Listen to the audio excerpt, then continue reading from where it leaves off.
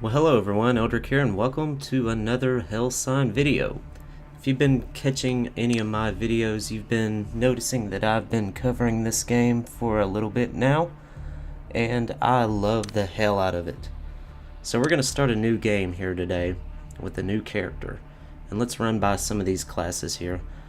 I don't really know much about the Stalker. The Mercenary I've played around with our pistol-only guy, and he is one of the characters that actually start off with a submachine gun. The Renegade we've played as Kenny Rogers, and it was a fun class to play, especially when you can use the sleight of hand in the blackjack game against Lucky Kenny in the bar, and you also benefit from that nifty little skill that I like called counterfeit. Breacher seems pretty cool. You start out with some heavy armor. Field Medic, you start with a $250 first aid kit, which could come in handy because that will help you prolong your time in a house without using your stim packs. Archaeologist, we have that going on in one of our Let's Plays. And they're pretty helpful because you start out with the Treasure Hunter skill, which can increase the value of the signs that you find. Artifact crafting, I'm kind of on the fence with that particular skill. Okay, so here's our ninja. We get to start with the Geta shoe type, which will give us some increased dodge times and percentages, and the night vision goggles. And we also start off with the paranormal peripheral skill and the ninjutsu skill. So let's name him here a ninja named Ninja. Well, I messed that up. Ninja. Alright. Let's get started here.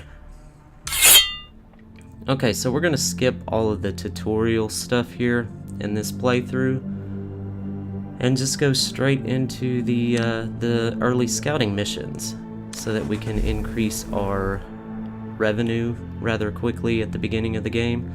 And plus, we don't need to go through all that tutorial stuff with Banjo and going to the gun shop and buying the you know, Hellraiser box and all that nonsense. So let's get into it, and we're gonna probably die in this playthrough because I'm gonna do it a little bit reckless and maybe take a little bit of chance here and there.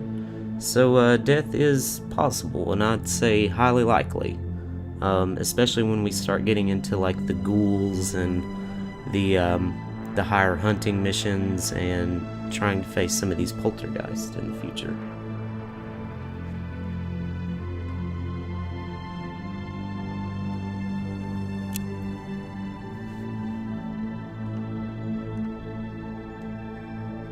Let's wait for this load screen to finish here.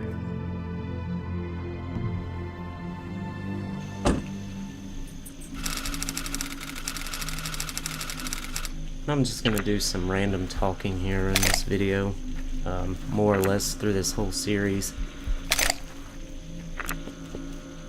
So what I'm doing here is I'm using our gadgets here, especially our blacklight and our EMF detector, to try to see if there might have been some blood tracks or prints coming out of the house onto the porch there, or if there was a sign or clue that was on those chairs or around that table.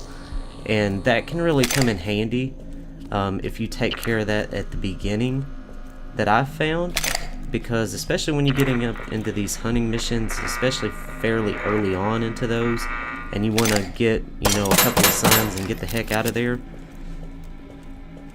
Sometimes you can be lucky and get a sign outside of the house and not even have to face any kind of creatures or enemies or whatever. Okay, so let's pick up this pig mask here, and we'll add that to our Cryptonomicron, and I think that costs 17 bucks if I wasn't mistaken. I could be wrong. Getting another signal over here somewhere.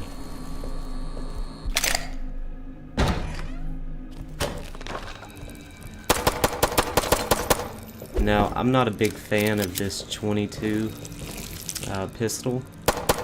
That's fairly weak, as you can tell, especially against these blood crawlers.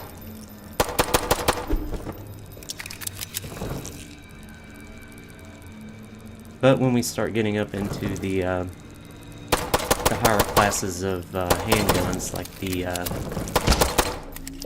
Strea, I think it is.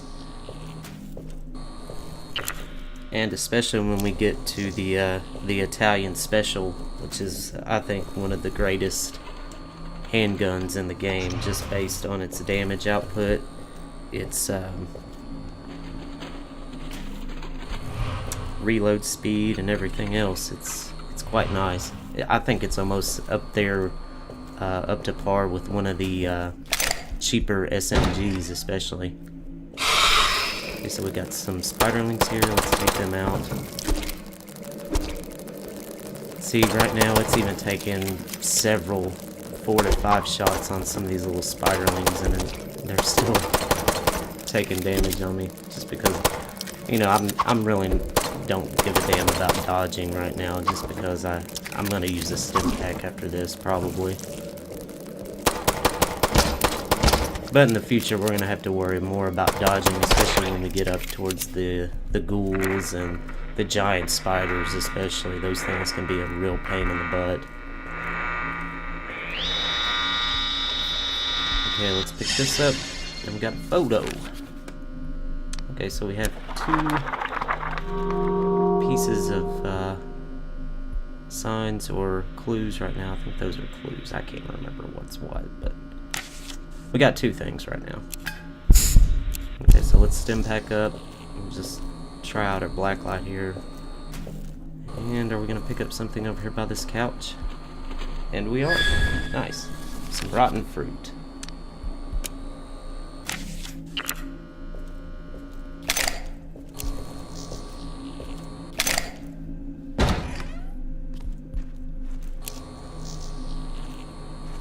Thankfully, we don't have to worry about that TV turning on.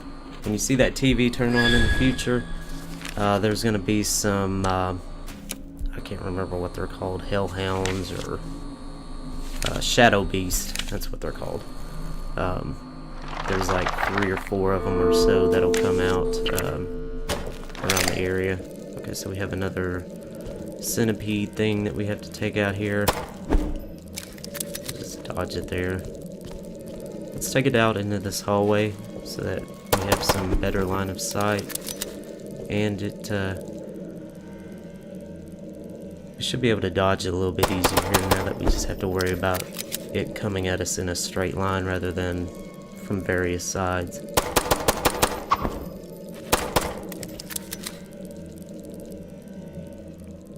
Now, if we had the poor man's colt right now, we would have been able to take that centipede out in probably like 2 or 3 hits.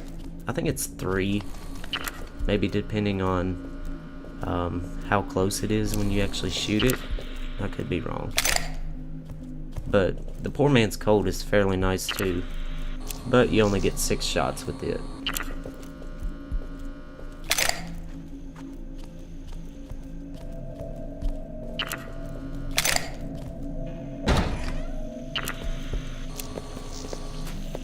Okay, we don't have anything out here.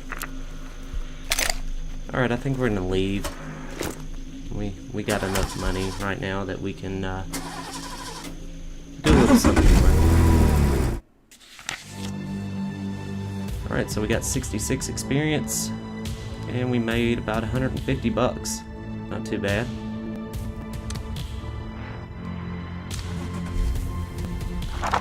Alright, let's check out our skill points here and our experience. We're about 44 experience shy of gaining a level and getting a new skill point. And the next skill I'm going to gain is this treasure hunter skill right here, which is going to give us a 100% chance to find rarer signs.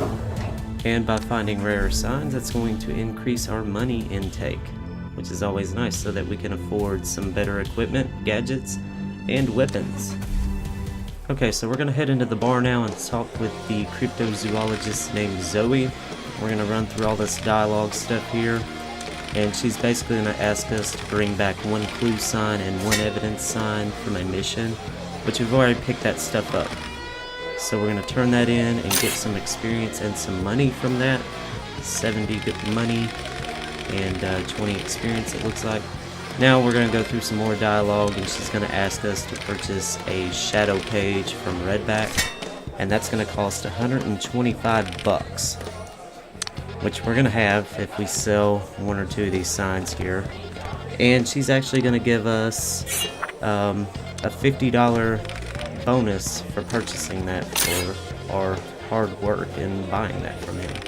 So we got 175 bucks from doing that, and now we can talk to the bouncer, and he's going to give us a quest to kill 4 ghouls, and we have to bring back 4 ghoul cards to him. Alright, so let's head back to our safe house here because we have enough experience to level up. Alright, let's go here, and like I said earlier, we're going to invest into the treasure hunter skill, because more money means more toys for us. Alright, so there we go. Alright everyone, I hope you guys enjoyed. Please take care, be safe, and I'll see you guys next time for some more HellSign as we play with our character, a ninja named Ninja. Take care and bye bye.